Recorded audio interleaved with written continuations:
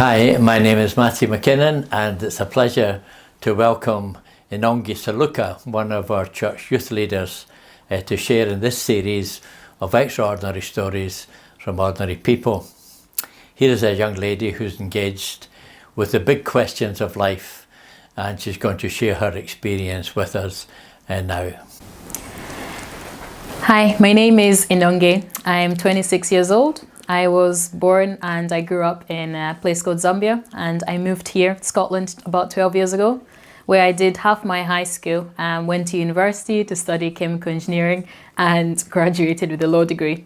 Currently, I work as an advisor for Citizens Advice Bureau. I'm doing the outreaches, and part-time I'm studying at Cornhill, Scotland, getting trained in how to teach the Bible. And I'm just going to share a little bit about how I became a Christian and what some of that journey has been like. And I hope that it will encourage you, or at least get you to consider some of these things for yourself. So growing up in Zambia, the country is quite culturally Christian. Obviously not everyone is a Christian, but most people would probably say they believed in the God of the Bible. It was the norm for people to go to church, and even the drunk guy in the street tried to tell you about Jesus. And at home, both my parents were Christians. They loved Jesus. It was a loving home where I was taught about the God of the Bible. And I went to a Bible-believing church, went to Sunday school as a child, and just loved it. But although I was taught about God, it took quite a while for it to sink in for me that it was not enough to believe that there was a God in general. Because the Bible says that even the devil believes that. I actually had to put my trust in him. I was about 13 in boarding school.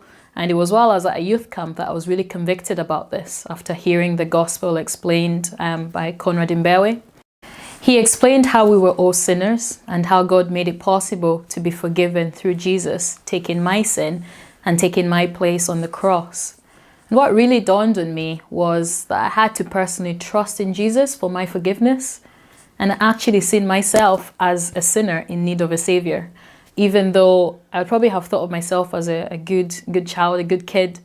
And so I put my trust in Jesus to save me and asked for forgiveness, and just started on this Christian journey of faith, and what a journey it has been. So about a year after all this happened, you could say that my world was turned upside down. I vividly remember my dad dropping me off at boarding school, as he usually did, and I said my goodbyes. See you at the visiting weekend. But what I didn't know was that that would be the last time that I would see him. He died in a car accident not long after that.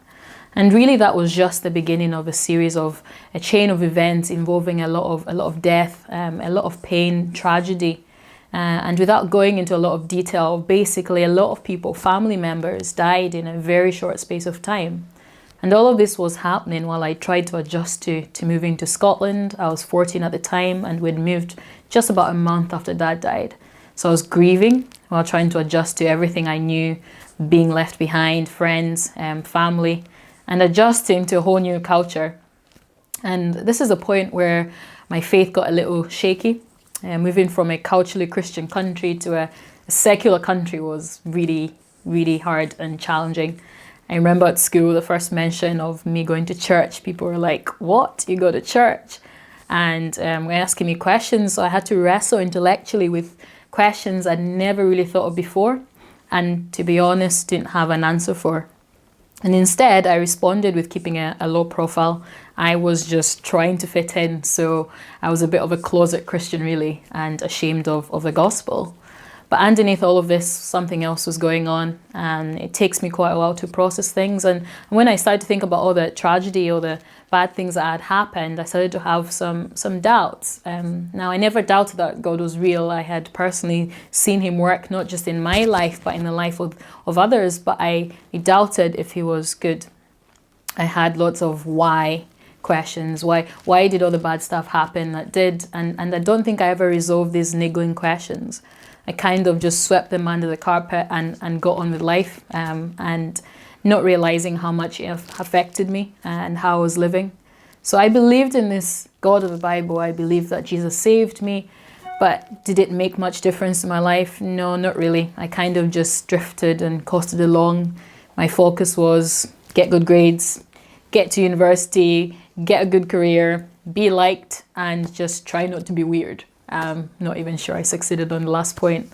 And in my drifting along in my last year of high school, and sort of my gap year as well, before I went to university, I just started to join in with what everybody was doing, really. So I'd go out, like everyone, get drunk, repeat, whilst the whole time pretending at church to be something that I was not. So I was living a double life until things came to a head and made me rethink things. I was at this crossroads realizing I was not satisfied with where I was.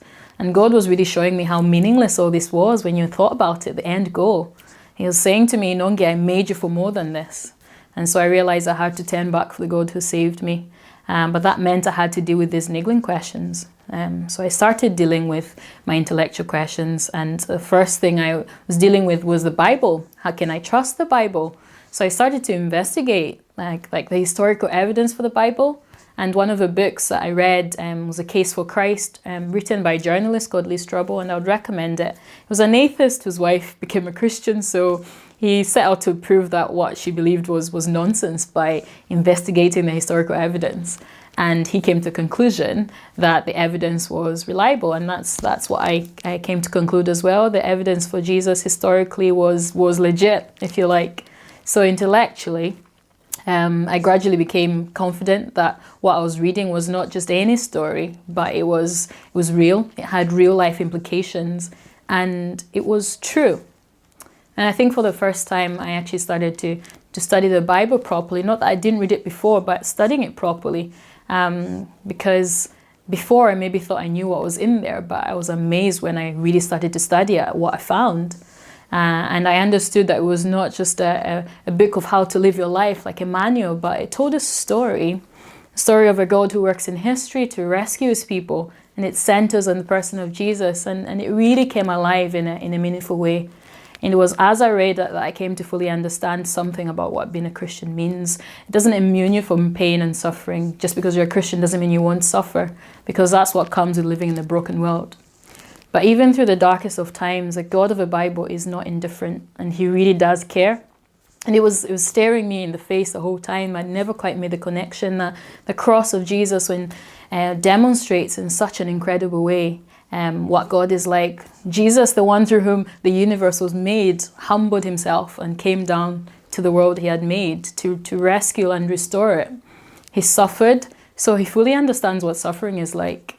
And he doesn't really offer a philosophy or rules, but he offers himself as the solution. And even in the face of death, he says, I am the resurrection and the life.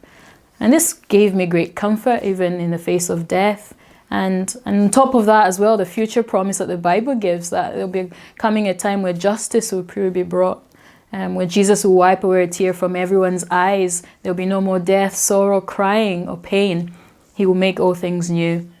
So I did not understand everything. I will not understand everything, but I know that I can trust him, and my hope is really in him. And so I carried on learning. When I went to university, I got involved with the Christian Union at Strathclyde, where I was at the time. And as I engaged with conversations with people who weren't Christians really at events, I would ask so many questions, and I was so excited. I would research it, and then I'll get back to them. And through doing all of that, I learned a lot myself and became even more confident that what I believed was true. And this made a huge difference. God used all of this to give me a strong conviction that the Bible is true, that the gospel is true, and it was a solid foundation I could build my life on. And it did this. As this was happening, I came to realize that the gospel of Jesus Christ changes everything. It became the lens through which I saw everything. It shapes my identity, and this is who I am in Jesus. I'm forgiven, I'm loved, I'm adopted into his family, and I'm secure for eternity. And I know now that whatever my lot in life, whatever happens when I'm no longer good at what I'm good at, when life seems to disappoint, when tragedy comes, my trust is in the one who holds a future, and he is unshakable. And because I know who I am, it just frees me. I live for him in everything I do. I serve others not to impress them or to gain anything, but because I've been freely saved, I freely received, and I don't deserve any of it. And so I freely give to others. I can play my sport to the best of my abilities, not lording over others, but using the talents that God has given me to glorify Him, because He's the one who gave them to me. I mean, I could go on, but really this is the point. The gospel changes everything. It changed me, continues to change me, and it can change you as well. So I want to encourage you, if you're a Christian, maybe with so many doubts, maybe life has been really hard, trust in God. Don't sweep these doubts under the carpet. Talk through them, because there is hope in the gospel, and there really is a ton of resources available, which I'm happy to share with you. But also open the Bible, see what it says about these questions. It really is gold mine there. And if you're not a Christian, maybe you reject all of this, maybe you're sitting on the fence, can I encourage you not to think you know what you're rejecting from what you've heard from Sunday school or chapel at school, RE classes, the movies. Read up. Go to the source material itself. Read a gospel account of Jesus and examine for yourself the claims of Jesus and ask yourself, is it true? Because if it's not true, then it really doesn't matter. In fact, the Bible makes that very claim, saying that if Jesus was not raised from the dead, then our faith is in vain and we're all of all people to be pitied. But if it is true, it changes everything. Now when peace like a river attendeth my soul, and when sorrows like sea